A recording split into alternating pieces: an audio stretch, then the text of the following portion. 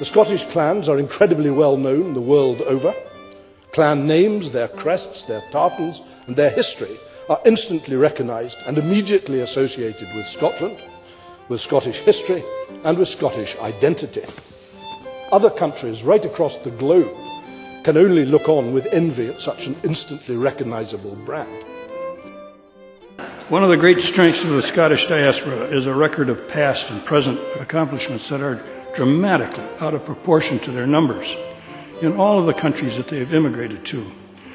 And never before have there been so many chiefs gathered in the room together without swords and all at peace, or indeed this coming weekend so many clansmen gathered together, more than were ever there at Bannockburn or at Culloden, many times more. And that's without the diaspora, that's just homegrown clansmen.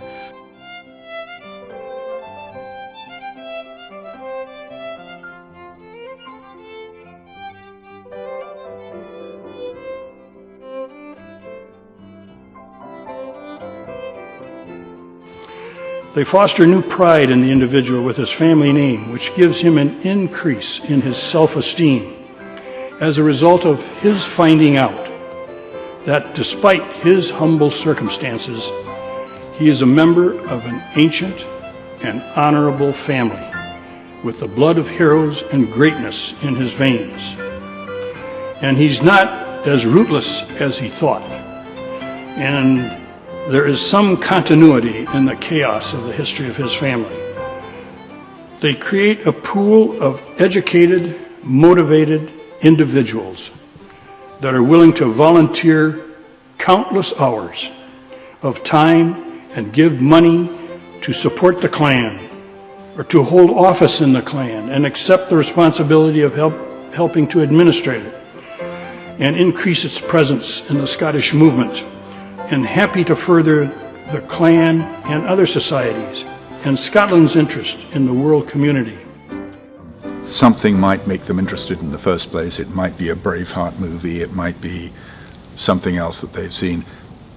But then you've got to keep their attention and feed their curiosity about who they are, where they came from, who their kin is and what their history is. All of this that contributes to their sense of self.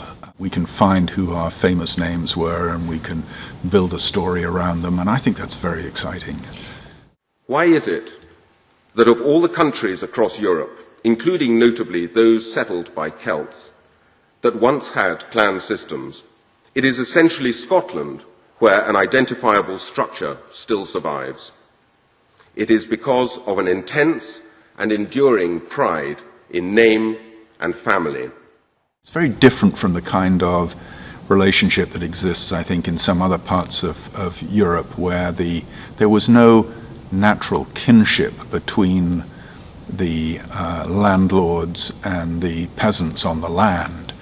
I think one of the most important things about the relationship between clans and their chiefs is this sense that we really do descend from a common ancestor in many cases, that we really do have blood ties, that we're family. And I think it's a very special bond, and I don't know any other culture that has that kind of bond. Some societies in other countries are characterized by ancestor worship, some by ancestor neglect or indifference. In Scotland, I would describe it as ancestor respect. And I think the relationship is what it is today because of the genuine love and affection that people in the diaspora of Scottish descent feel towards their clans of origin and their chiefs. And clansmen have always felt that kind of respect for the chiefs, even when the chiefs weren't worthy of it, when they were driving people out. And that has an impact.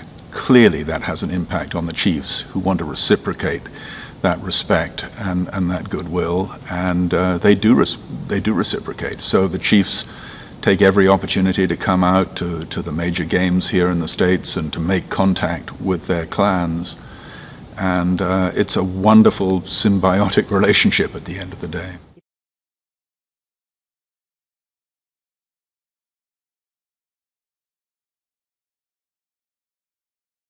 If you're curious about your genealogy and your anthropology, and you have exhausted the paper trail road, genetic genealogy is the next tool in the toolkit of the prepared genealogist.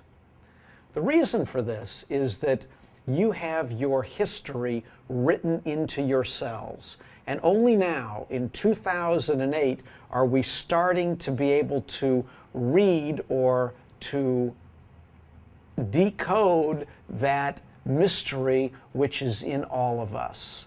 And if you want to know if your ancestors were from Scandinavia before they came to England, because all you know is that your ancestors are English by oral tradition, you can take a DNA test, and if we find that you're in a particular branch of the tree of mankind that is found clustering in Scandinavia, then what we might have been able to do is to push back your genealogy, or at least your story, another 500 or 1,000 years. For most of our clients, that's very, very exciting and totally unexpected.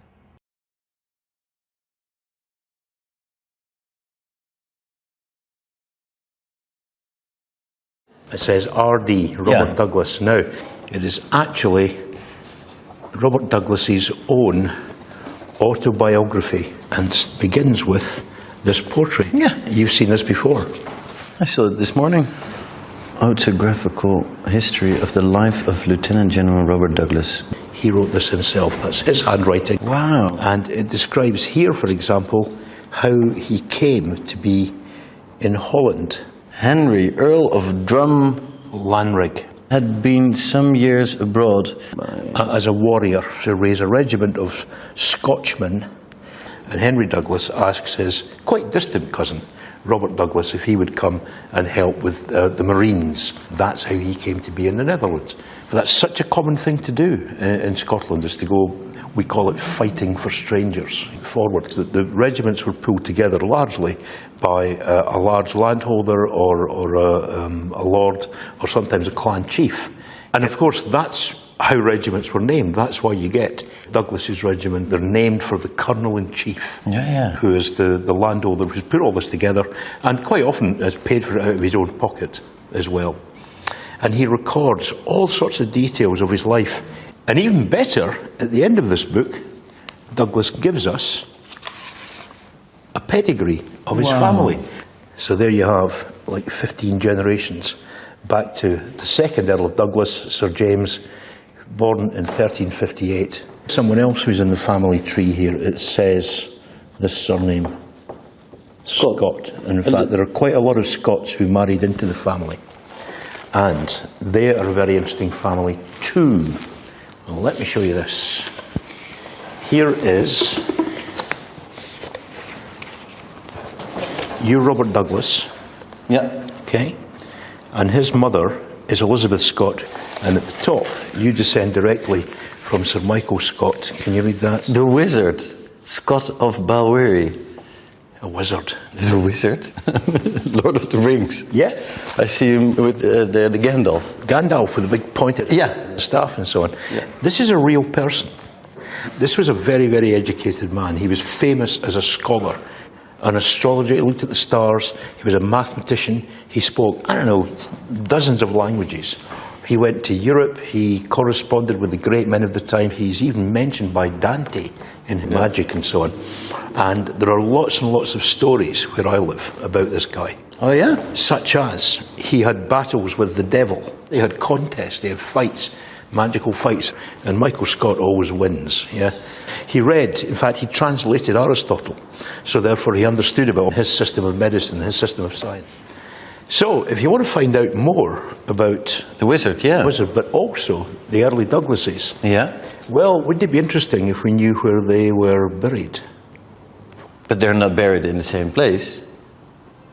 They are. You're going to have an interesting time. Yeah, I'm going to have a nervous breakdown. The clan and family societies and associations and their representatives at home and overseas provide a structure long after those clans have dispersed that is vital.